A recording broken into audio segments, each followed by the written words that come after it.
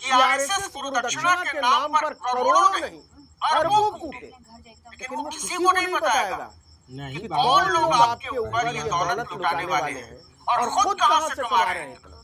इसीलिए जब गृह मंत्री की जिम्मेदारी संभालते प्रियांक खड़गे ने आरएसएस और उससे जुड़े 2500 से अधिक संगठनों के नेटवर्क का सार्वजनिक ऑडिट कराने की मांग की तो गेरुआ टोले में भूचाल आ गया। उन्होंने कहा आरएसएस और उससे जुड़े संगठन बिना रजिस्ट्रेशन के काम कर रहे हैं और इसलिए कानून के दायरे से बाहर है। वहीं दूसरी तरफ मोदी सरकार एफसीआरए कानून का इस्तेमाल करके किसी भी गैर सरकारी संगठन पर लगातार हंटर चला रही है।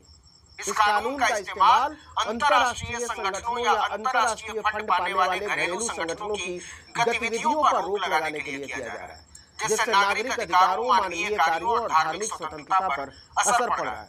और सुनिए, ट्विटर पर एक पोस्ट में खड़गे ने प्रधानमंत्री नरेंद्र मोदी के राजनीति में आने से पहले की विदेश यात्राओं पर भी सवाल उठाते हुए लिखा, जब मोदी जी स्वयं को फकीर कहते थे और आरएसएस प्रचारक थे, तब उन्होंने America, Germany, Britain, Guyana, Canada, Malaysia और फ्रांस सहित 14 से अधिक देशों की यात्रा की थी।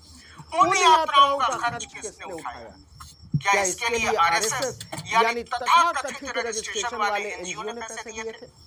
डेक्कन हेराल्ड की रिपोर्ट के अनुसार खड़गे ने कहा आरएसएस लगातार खुद को व्यक्तियों का समूह बताता है, तो बंगलुरु क्लब भी तो लोगों का एक समूह है। क्या आप उससे कागज नहीं मांगेंगे? अब देखिए, कांग्रेस की राजनीति पर नजर रखने वालों का कहना है कि इतनी बड़ी बात प्रियांक खड़गे सिर्फ और सिर्फ अपनी मर्जी से नहीं बोल रहे, ये निश्चित तौर पर दिल्ली से तय हुआ है। राहुल गांधी की इसमें मर्जी है। यही वजह है कि डीके शिव कुमार के मुख्यमंत्री बनने के बाद कर्नाटक कांग्रेस के अध्यक्ष बने बीके हरिप्रसाद ने भी इसका समर्थन कर दिया।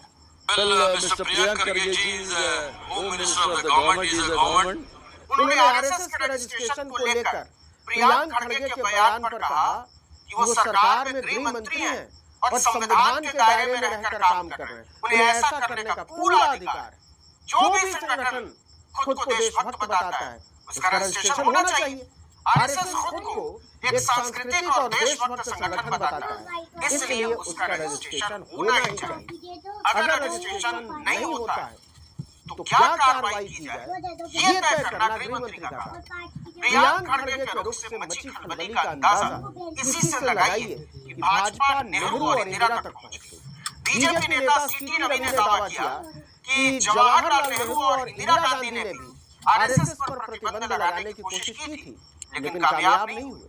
इस पर खड़गे ने